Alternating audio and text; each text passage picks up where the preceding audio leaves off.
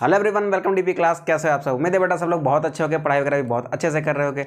तो प्यारे बच्चों, हम लोग सीख रहे हैं बेटा क्लास 11 का एक बहुत ही अच्छा चैप्टर जिसका नाम है बायोलॉजिकल क्लासिफिकेशन। बेटा लास्ट क्लास में हमने क्या सीखा था? लास्ट क्लास में हमने सीखा था बेटा two kingdom system of classification, जिसको किसने दिया था? कैरोलस लिनियस साहब ने दिया था। आज की क्लास में क्या सीखेंगे बेटा? आज की क्लास में सीखेंगे three kingdom system of classification, four kingdom system of classification and five kingdom system of classification. ठीक है, तो चलो देर ना करते हुए स्टार्ट करते हैं बेटा हम लोग अपनी आज की क्लास। तो प्यारे बच्चों, आप लोग हेडिंग लगाएंगे बेटा three kingdom system of classification.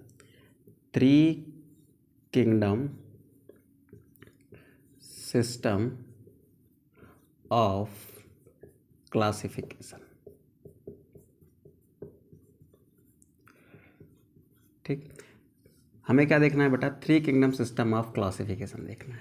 अब three kingdom system of classification पढ़ने से पहले हमको थोड़ा सा रिकैप करना होगा। हमें ये देखना होगा कि two kingdom system of classification क्या था, उसकी डीमेरिट्स क्या थी। उन डीमेरिट्स के हिसाब से हम ये समझने की कोशिश करेंगे कि three kingdom system of classification क्या है। ठीक है, तो चलते हैं बेटा थोड़ा सा रिकैप में। रिकैप में मतलब हम लोग पुरानी पिक्चर को थोड़ा सा ताज़ा करते हैं। ठीक है, पुरानी पिक्चर में ये कहा गया था कि जो लिविंग वर्ल्ड है, पुरानी पिक्चर के डायरेक्टर कौन थे बेटा? पुरानी पिक्चर के डायरेक्टर थे कैरोलस लिनियस साहब। ठीक है, उन्होंने क्या दिया बेटा? उन्होंने दिया टू किंगडम सिस्टम, यानी whole living world is divided into two kingdom. First is Plantae and second is animalia.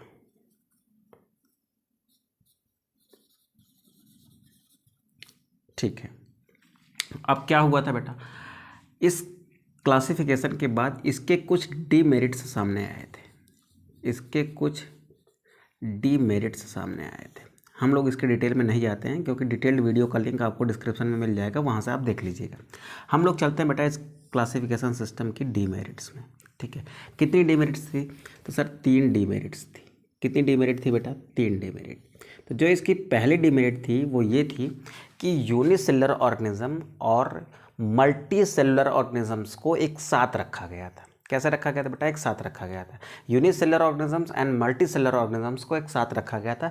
Unicellular organisms जैसे आपके पास थे क्राइजोफाइट्स, डायनोफ्लैजिलेट्स, आपके ब्लू ग्रीन एल्गी, इन सबको क्या किया गया बेटा? प्लांट्स के साथ रखा गया। जैसे आपके एंजियोस्पर्म, जिम्नोस्पर्म, ब्रायोफाइट्स, इन सब के साथ में एक ग्रुप में किस में रखा गया? प्लांटी में रखा गया। ठीक है, और फिर जैसे प्रोटोजोआ थे, प्रोटोजोआ को एनिमेलिया में रखा गया। किसके साथ? पोरीफेरा, सिलेंटेटा वगैरह के साथ, एनिमल्स के साथ रखा गया। ठीक है, तो यहाँ पर बेटा एक मिस्टेक पहले ये हुई कि unicellular organisms are placed with multicellular organisms. ठीक है, तो क्या पहली दिक्कत थी बेटा? पहली दिक्कत ये थी कि unicellular organism are placed together. ठीक है, दूसरी दिक्कत क्या थी बेटा? दूसरी दिक्कत ये थी कि प्रोकैरियोट्स को यूकैरियोट्स के साथ रखा गया। जैसे ब्लू ग्रीन एल्गी जो थे वो साइनोबैक्टीरिया हैं, उनकी सेल कैसी होती है बेटा? प्रोकैरियोटिक होती है। और जो आपके डायनोफ्लैजिलेट्स वगैरह थे और प्लांट्स के और भी थे जैसे एल्गी थे, ब्रायोफाइटा, टेरिडोफाइटा, ये सब क्या होता है बेटा? They all are eukaryotes.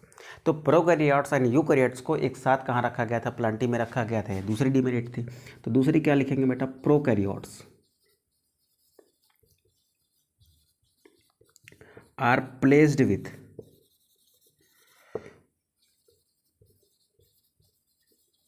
Eukaryotes.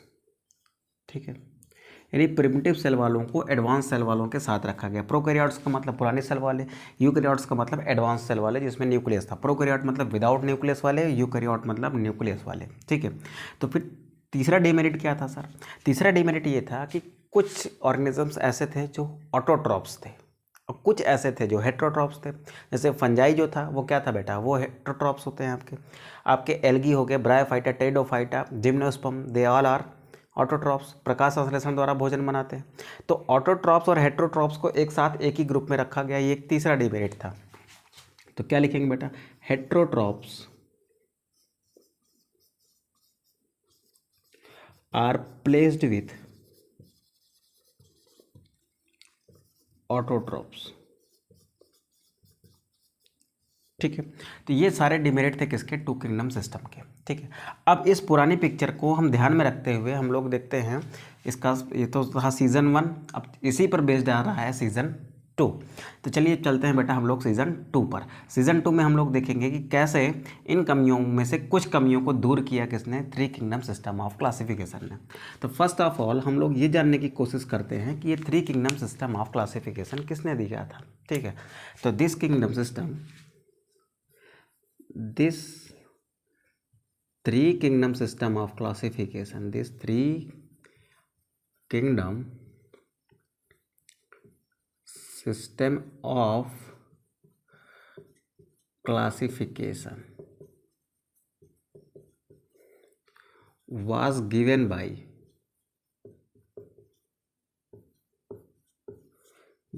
Haeckel,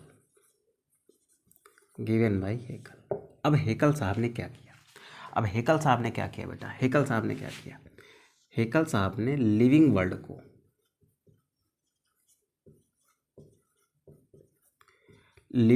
को तीन बड़े किंगडम्स में डिवाइड किया। क्या किया बेटा, कितने किंगडम में डिवाइड किया, 3 किंगडम में। तो इस किंगडम सिस्टम में क्या हुआ बेटा, इस किंगडम सिस्टम में the whole living world is divided into 3 kingdoms. यहाँ पर लिनियस साहब ने 2 में किया था, इन्होंने कितने में कर दिया, 3 में कर दिया। ठीक है, तो पहली लाइन यहाँ पर लिख लेते हैं, इन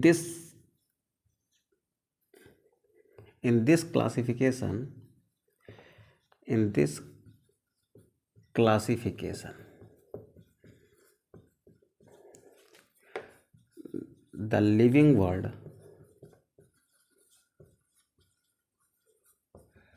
is classified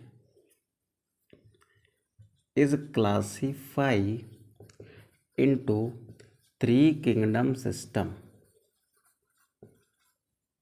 3 kingdom system मत लिखो, 3 kingdom लिखो। In this classification the living world is classified to 3 kingdoms, यानी इस लिविंग वर्ल्ड को कितने किंगडम में डिवाइड किया बेटा, 3 किंगडम में डिवाइड किया।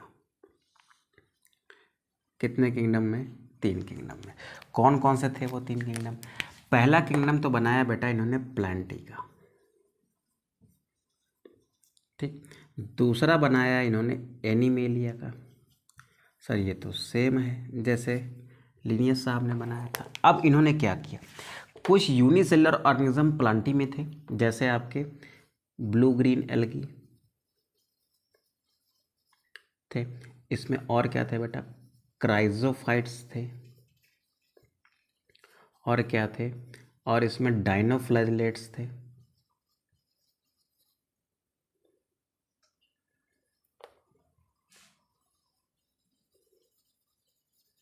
ठीक, इसमें क्या थे बेटा, इसमें प्रोटोजोआ थे।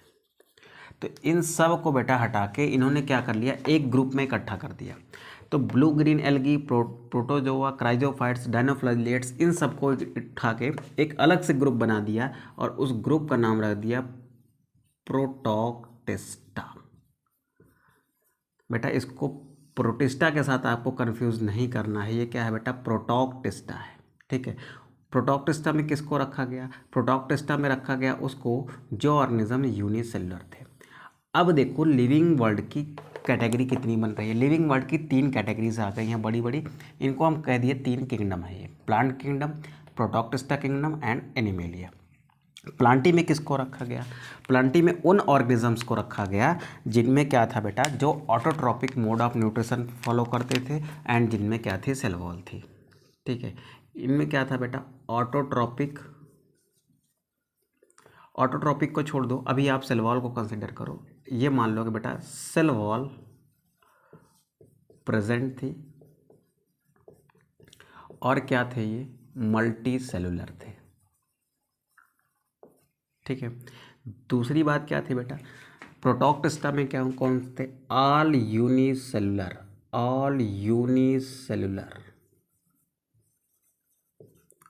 Organism are placed in this kingdom or Protoctista kingdom. सभी यूनिसेलुलर ऑर्गेनिजम्स को कहाँ रख दिया गया बेटा, प्रोटोक्टिस्टा में रख दिया। एनिमेलिया में कौन आया, बेटा विदाउट सेल वॉल कौन आया बेटा, without cell wall and multicellular. अब मेरी बात को सुनो आप, हेकल साहब ने क्या किया, पूरे लिविंग वर्ल्ड को 3 पार्ट में डिवाइड कर दिया। कौन कौन सा, प्लांटी बनाया, प्रोटॉक्टिस्टा बनाया एंड एनिमेलिया बनाया। प्लांटी में क्या किया उन्होंने, ऐसे ऑर्गेनिजम्स को रखा जिनमें सेल वॉल थी और कैसे थे वो, मल्टी सेलुलर, ठीक है। फिर बात आई बेटा प्रोटॉक्टिस्टा की। प्रोटॉक्टिस्टा में क्या किया उन्होंने, जितने भी यूनिसेलुलर थे, चाहे वो प्रोकैरियोट थे, चाहे वो यूकैरियोट थे, चाहे प्लांटी में थे या फिर एनिमेलिया में थे, सबको उठा के एक जगह कर दिया और उस ग्रुप को क्या नाम दे दिया, प्रोटॉक्टिस्टा। प्रोटॉक्टिस्टा में कौन थे, ऑल यूनिसेलुलर ऑर्गेनिजम्स, ठीक है। फिर आई बात बेटा किसकी, एनिमेलिया की। एनिमेलिया में कौन थे, देखो जो सेल वॉल वाले थे वो कहाँ पर चले गए, वो चले गए प्लांटी में। जो विदाउट सेल वॉल थे वो कहाँ पर चले जाएंगे, एनिमेलिया में। ये भी मल्टी सेलुलर का, ये भी मल्टी सेलुलर का, यूनिसेलुलर वाले कौन से थे, ये थे।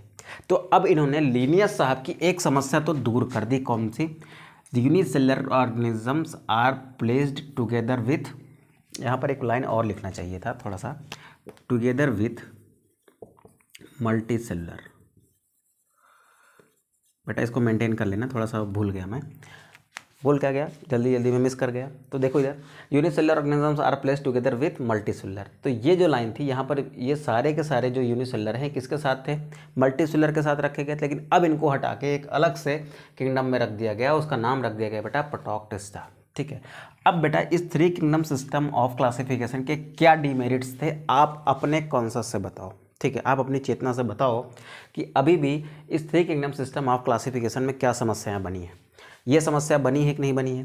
Prokaryotes are placed with eukaryotes, तो देखो प्रोटॉक्टिस्टा में किसको रखा गया होगा, इसमें किसको रखा हो गया बेटा, एग्जाम्पल लिखता हूँ मैं बेटा, एग्जाम्पल लिखता हूँ मैं, प्रोटॉक्टिस्टा में कौन कौन था, एग्जाम्पल ऑफ, एक मिनट बेटा, एक छोटी सी हेडिंग बना देता हूँ मैं, एग्जाम्पल ऑफ प्रोटॉक्टिस्टा,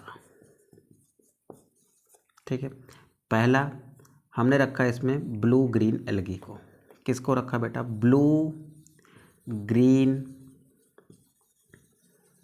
एल्गी को। दूसरा किसको रखा बेटा, दूसरा इसमें हमने रख दिया क्राइजोफाइट्स, ठीक। तीसरा रख दिया इसमें किसको, डाइनोफ्लैजिलेट्स को, ठीक। फिर रख दिया बेटा प्रोटोजोआ को,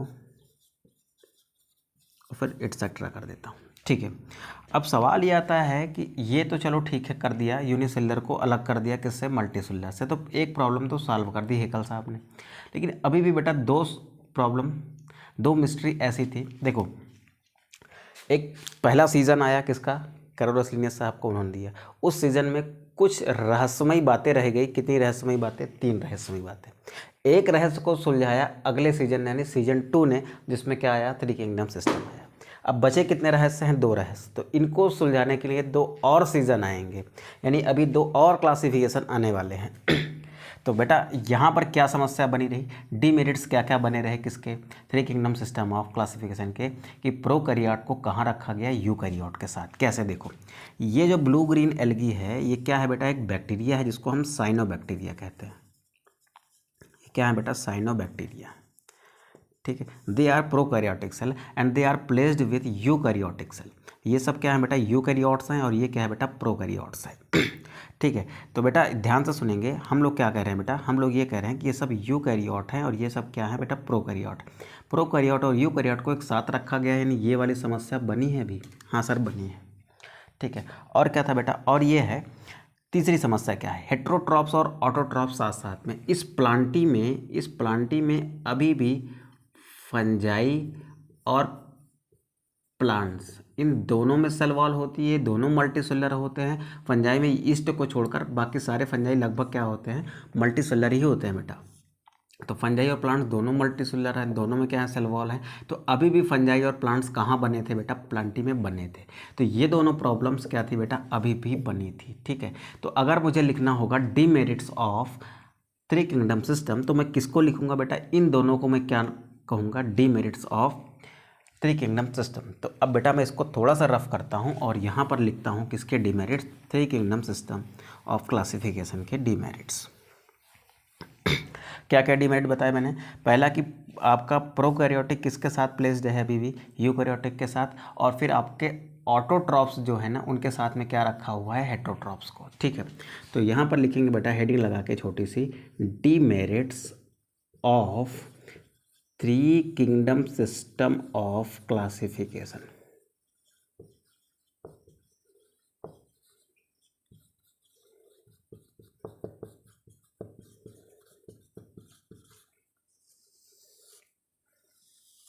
ठीक है, तो पहली डिमेरिट क्या थी बेटा? पहली डिमेरिट इसकी थी, पहली डिमेरिट क्या थी? पहली डिमेरिट ये थी कि प्रोकैरियोट्स को कहाँ रखा गया बेटा? यूकैरियोट्स के साथ रखा गया। तो पहली डिमेरिट क्या है? Prokaryotes are placed with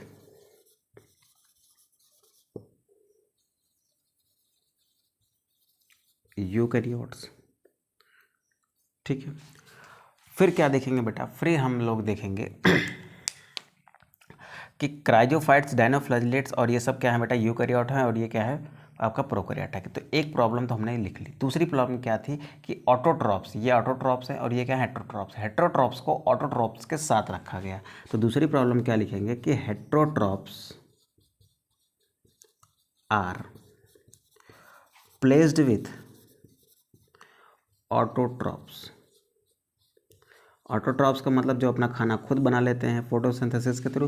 heterotrophs मतलब जो किसी अन्य ऑर्गेनिजम्स पर निर्भर रहते हैं अपने भोजन के लिए, वो क्या है? हेटेरोट्रॉप्स है। तो अभी भी ये प्रॉब्लम्स बनी हुई थी। अब इस प्रॉब्लम को सॉल्व करने के लिए एक नया किंगडम सिस्टम आएगा जिसको हम कहेंगे फोर किंगडम सिस्टम। तो फटाक से बेटा इसका स्क्रीनशॉट करेंगे, देन हम लोग क्या करते हैं? आगे बढ़ते हैं। चलो अब इसको रफ करते हैं बेटा। चलते हैं हम लोग कहाँ पर? Four kingdom system of classification में। ठीक है, तो आप लोग हेडिंग लगाएंगे बेटा four kingdom system of classification. ठीक है, इसको रफ करते हैं हम लोग, फिर आगे बढ़ते हैं।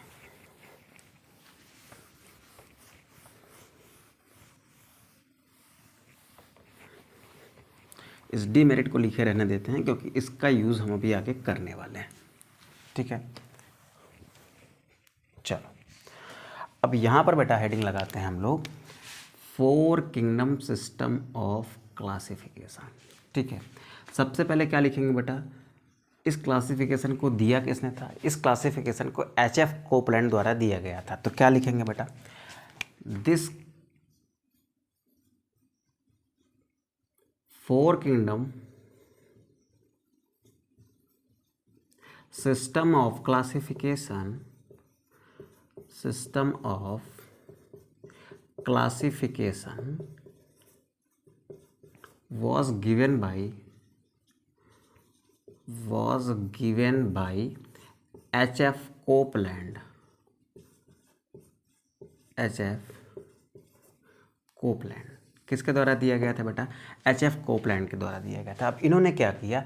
इन्होंने ये वाली प्रॉब्लम सॉल्व कर दी। देखो जो three kingdom system of classification का जो एक डेरिमेरिट था प्रोकैरियोटिक प्लेस्ड विद यूकैरियोटिक, इन्होंने सिर्फ इतना किया कि प्रोकैरियोट्स को यूकैरियोट्स से क्या किया बेटा? अलग कर दिया। ठीक है, prokaryotes are separated from eukaryotes, यानी प्रोकैरियोट्स के लिए अलग से एक किंगडम बना दिया और यूकैरियोट्स से उनको क्या किया बेटा? अलग कर दिया। ठीक है, तो इन्होंने क्या किया बेटा? इन्होंने क्या किया कि in this system of classification, in this system of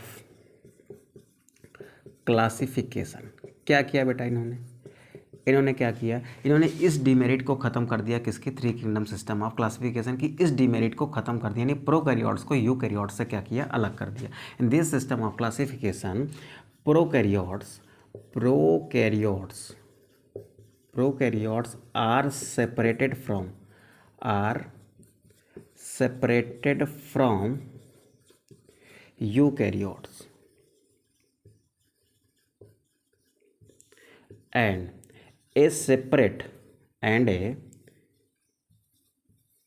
a separate kingdom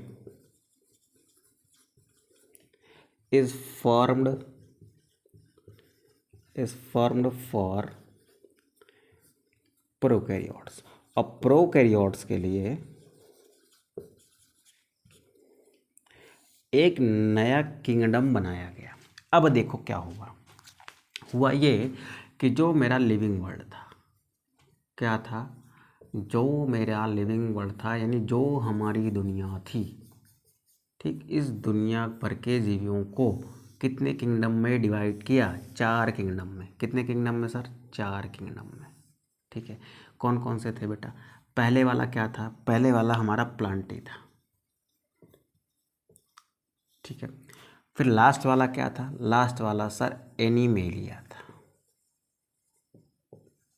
ठीक है, अब यूनिसेलुलर ऑर्गेनिजम्स को 2 पार्ट में डिवाइड कर दिया गया, प्रोकैरियोटिक अलग, यूकैरियोटिक अलग। अब यूनिसेलुलर ऑर्गेनिज्म जो प्रोकैरियोटिक अलग किए गए, उनके लिए जो ग्रुप बना उसको कहा गया बेटा मोनेरा। क्या कहा गया बेटा, मोनेरा कहा गया। फिर जो यूकैरियोटिक यूनिसेलुलर का जो ग्रुप बना उसको कहा गया बेटा प्रोटोक्टिस्टा, नाम चेंज करके उसको प्रोटिस्टा कहा गया। क्या कहा गया बेटा, प्रोटोक्टिस्टा की जगह क्या कहा गया, प्रोटिस्टा। ठीक है, क्या है बेटा, ये प्रोटिस्टा है। ठीक है, प्रोटोक्टिस्टा के बजाय अब क्या हो गया, प्रोटिस्टा हो गया। ठीक है, अब फिर यहाँ पर देखने की कोशिश करते हैं बेटा कि इस प्लांटी में क्या क्या है। अभी भी इस प्लांटी में सेल वॉल वाले हैं, ऑर्गेनिज्म किसको रखा गया, cell wall with multicellular organism. Cell wall ऐसे लिखेंगे बेटा, cell wall and multicellular. Cell wall और मल्टी सेलुलर वालों को कहाँ रखा गया, प्लांटी में रखा गया। ठीक है, मोनेरा में किसको रखा गया बेटा, मोनेरा में रखा गया किसको, प्रोकैरियोट्स। ठीक है, प्रोटिस्टा में किसको रखा गया, और प्रोकैरियोट्स कैसे बेटा, यूनिसेलुलर। प्रोकैरियोट्स कैसे, यूनिसेलुलर। और यहाँ पर यूनिसेलुलर यूकैरियोट्स को रखा गया, यूनिसेलुलर यूकैरियोट्स। ठीक है, फिर एनिमेलिया में किसे रखा गया बेटा, एनिमेलिया में यूकैरियोट्स को रखा गया। कैसे आपके यूकैरियोट्स को जो मल्टी सेलुलर थे, तो यहाँ पर रखा गया मल्टी सेलुलर यूकैरियोट्स को। ठीक है, अब दिक्कत क्या थी बेटा, दिक्कत क्या है, देखो दिक्कत क्या है कि इस प्लांटी में अभी भी फंजाई है। ठीक, जिसके पास क्या है, जिसके पास सेल वॉल है लेकिन वो ऑटोट्रॉपिक नहीं है। ठीक है, और दूसरी तरफ इसमें क्या है, अभी भी प्लांट्स हैं जिनमें क्या है बेटा, सेल वॉल है बट वो ऑटोट्रॉपिक है। तो अभी भी क्या है बेटा, ऑटोट्रॉप्स और हेट्रोट्रॉप्स को, ऑटोट्रॉप्स और हेट्रोट्रॉप्स को एक साथ एक किंगडम में रखा गया है कि नहीं रखा गया है, यानी तीसरी समस्या अभी भी बनी हुई है। तो अभी एक किंगडम सिस्टम ऑफ क्लासिफिकेशन और आएगा जहाँ पर फंजाई को इस प्लांटी से अलग करके एक नया किंगडम दे दिया जाएगा। ठीक है, तो यहाँ तक बात बेटा क्लियर हो गई है। तो फिर फटाक से इसका स्क्रीनशॉट करेंगे। अच्छा, इसकी भी डीमेरिट लिख देते हैं। चलो, इसका डीमेरिट यहाँ पर लिख देते हैं, यहाँ पर एक पॉइंट डाल के लिख लीजिए, demerits of 4 kingdom system of classification. ठीक है बेटा, demerits of 4 kingdom system of classification.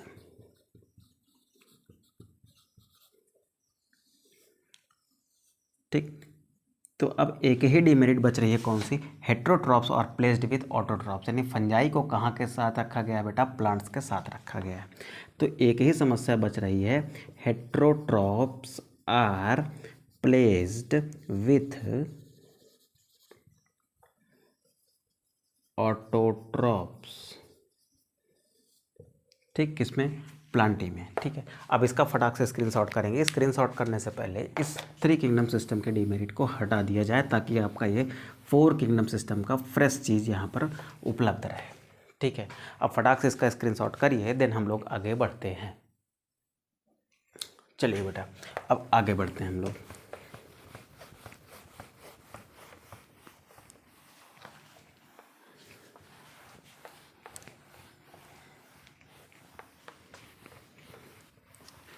अब एक ही डीमेरिट बचा है, कौन सा, हेट्रोट्रॉप्स को किसके साथ रख दिया गया, ऑटोट्रॉप्स को, जो इस नए वाले किंगडम सिस्टम से क्या होगा बेटा, चेंज हो जाएगा। तो यहाँ पर लिखते हैं हम लोग 5 किंगडम सिस्टम ऑफ क्लासिफिकेशन। हम लोग क्या पढ़ रहे हैं बेटा, हम लोग पढ़ रहे हैं 5 किंगडम सिस्टम ऑफ क्लासिफिकेशन।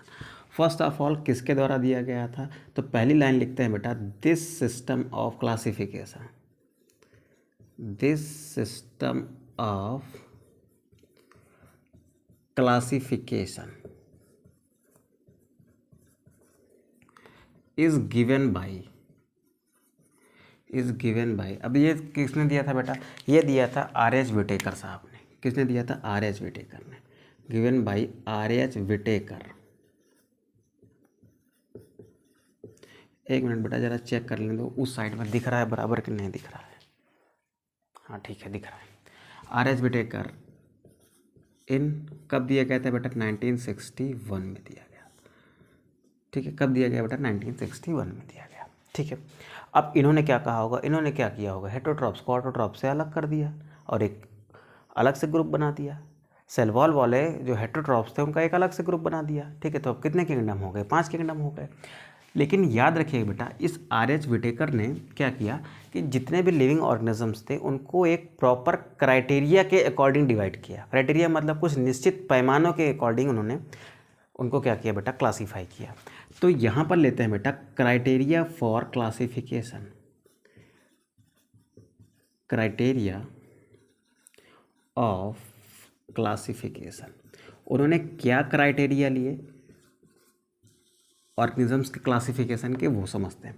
पहला क्राइटेरिया लिया उन्होंने सेल स्ट्रक्चर, कि उनका सेलुलर स्ट्रक्चर कैसा है, प्रोकैरियोटिक हैं कि यूकैरियोटिक है।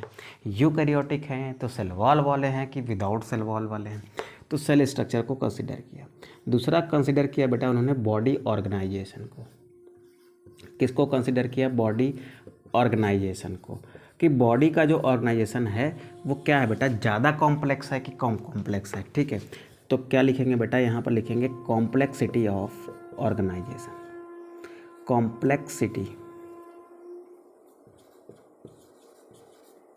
Complexity of organization. ठीक, थर्ड क्या किया बेटा उन्होंने? थर्ड क्या किया ध्यान से सुनेंगे। थर्ड क्राइटेरिया जो लिया वो था बेटा मोड ऑफ न्यूट्रिशन। क्या लिया बेटा? Mode of nutrition. ठीक है, कि न्यूट्रिशन के आधार पर कैसे होते हैं ऑर्गेनिजम्स, ऑटोट्रॉप्स हैं या हेटरोट्रॉप्स हैं। तो न्यूट्रिशन को भी उन्होंने क्या लिया है? क्राइटेरिया के रूप में लिया। ठीक है, फोर्थ लिखते हैं बेटा। फोर्थ लिया इन्होंने किसको बेटा? रिप्रोडक्शन को। What is the mode of reproduction? उसमें सेक्सुअल रिप्रोडक्शन होता है, एसेक्सुअल होता है, ठीक है, फिर वेजिटेटिव टाइप का होता है। तो इस टाइप के रिप्रोडक्शन को भी उन्होंने कंसिडर किया अपने क्लासिफिकेशन के क्राइटेरिया में। फिर लास्ट क्लासिफिकेशन का क्राइटेरिया जो है बेटा बड़ा इंटरेस्टिंग है। उन्होंने क्या किया? अलग अलग जीवों के फाइलोजेनेटिक रिलेशंस देखे, यानी जो पूर्वज वाले रिलेशंस होते हैं, एंसेस्ट्री के रिलेशंस होते हैं ना, उनको कंसिडर किया। ठीक है, तो इसने लास्ट में जो सबसे इम्पॉर्टेंट चीज़ है बेटा उसको ध्यान में रखेंगे। इन्होंने क्या किया बेटा? फाइलोजेनेटिक रिलेशंस को भी एज अ क्राइटेरिया लिया। किसके लिए? क्लासिफिकेशन के लिए।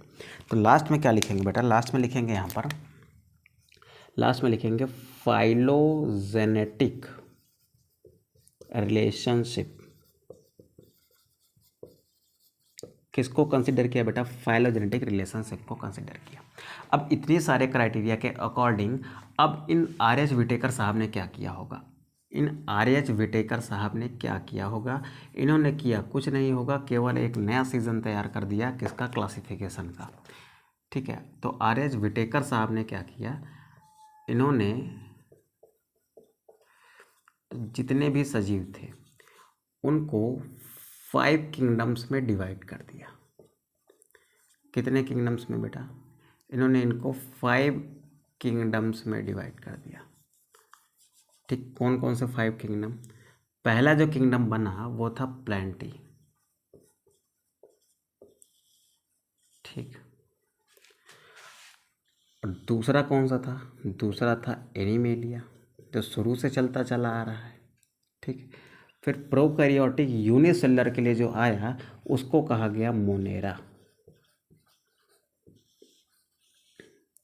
ठीक, फिर उसके बाद यूकैरियोटिक यूनिसेलुलर के लिए जो आया उसको कहा गया था क्या? प्रोटिस्टा। ठीक है, अब लास्ट में बेटा जो आया, जो ऑटोट्रॉपिक और हेट्रोट्रॉपिक ऑर्गेनिजम्स को अलग करने के बाद बना, वो क्या था बेटा? वो था आपका फंजाई। ठीक है। तो अब यहाँ पर एक बात और ऐड कर सकता हूँ नीचे में कि ऑटोट्रॉप और हेट्रोट्रॉप अभी तक साथ साथ में थे, तो अब ऐसे हेट्रोट्रॉप्स को जिनमें सेल वॉल होती है उन्हें एक अलग से ग्रुप में रख दिया गया। उस ग्रुप को क्या नाम दिया गया? उस ग्रुप को नाम दिया गया फंजाई। तो यहाँ पर एक बात लिख सकता हूँ, इन दिस क्लासिफिकेशन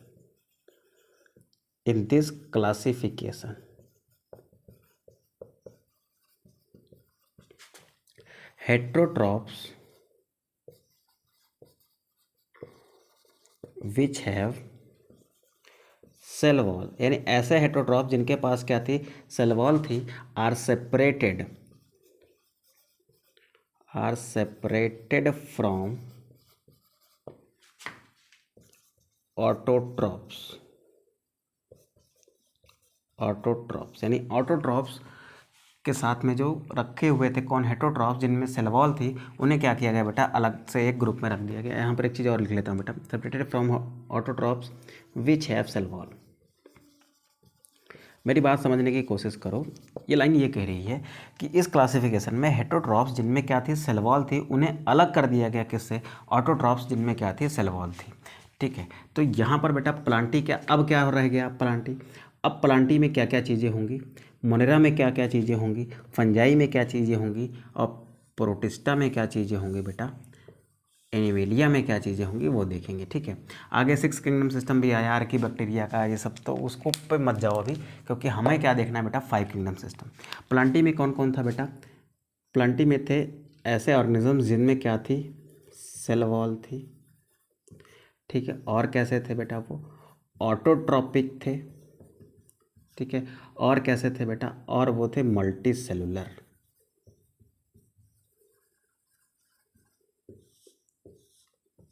ठीक है।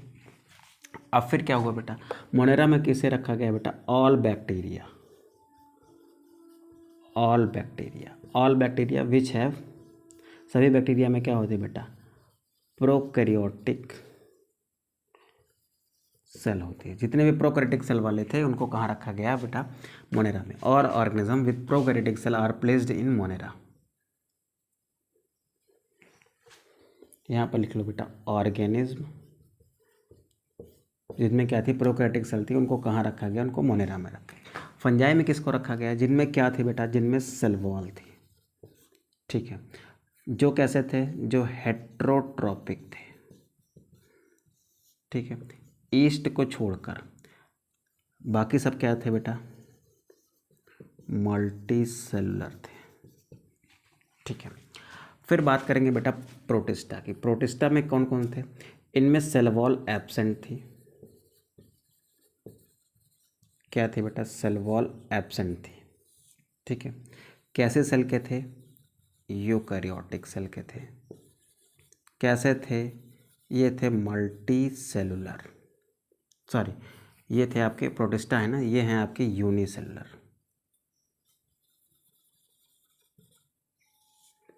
ठीक है।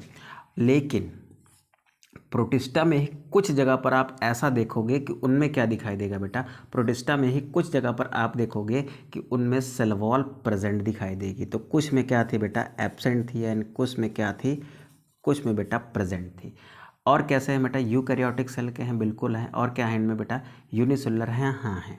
ठीक है। और कुछ ऐसे भी दिखाई दे सकते हैं जो ऑटोट्रॉपिक हों, कुछ ऐसे भी दिखाई देंगे ऑटोट्रॉपिक। ये सब नहीं होते बेटा, लेकिन सम होते हैं, यानी कुछ इसमें ऐसे होते हैं जो ऑटोट्रॉपिक होते हैं, जैसे यूग्लिना है। ठीक है। सेल वॉल क्या होती है बेटा? कुछ में प्रेजेंट होती है, अभी आगे देखेंगे, जैसे डायनोफ्लाजेलेट्स वगैरह आएंगे। ठीक है। फिर आते हैं बेटा एनीमेलिया में। एनीमेलिया में क्या था? इनमें सेल वॉल जो है वो क्या थी बेटा? एब्सेंट थी। सेल वॉल क्या थी बेटा? एब्सेंट थी। यूकैरियोटिक सेल के बने थे, हाँ सर, यूकैरियोटिक सेल के बने थे।